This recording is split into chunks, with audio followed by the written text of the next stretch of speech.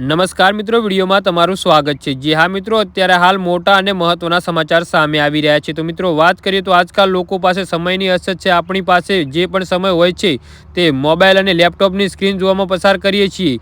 National library of મેડિસિનના data અનુસાર 2022 સુધીમાં સમગ્ર વિશ્વમાં દરેક વ્યક્તિ મોબાઈલ પર દિવસમાં લગભગ 19 કલાક વિતાવતો હતો।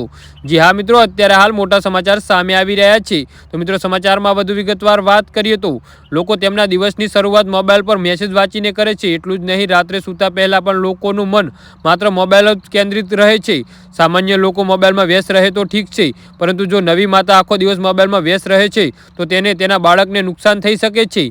જી હા મિત્રો, અત્યારે હાલ મોટા સમાચાર સામે આવી રહ્યા છે।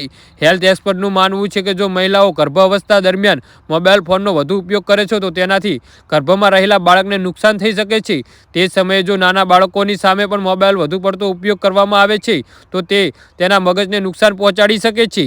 જી હા મિત્રો, આજે આ લેખમાં અમે તમને જણાવીશું કે મોબાઈલના ઉપયોગથી બાળકને શું નુકસાન થઈ શકે છે। બાળકોના ડૉક્ટર અને બાળ રોગ નિષ્ણાત માધવી ભારદ્વાજ ઇન્સ્ટાગ્રામ હેન્ડલ પર આ વિશે માહિતી આપી હતી કે જેમ મોબાઈલ ફોનમાં ઉપયોગથી પુખ્ત વયના લોકોની ત્વચા પર ફોલ્લીઓ થાય છે। જી હા મિત્રો, તો આના વિશે તમારું શું કહેવું છે તો નીચે કોમેન્ટ બોક્સ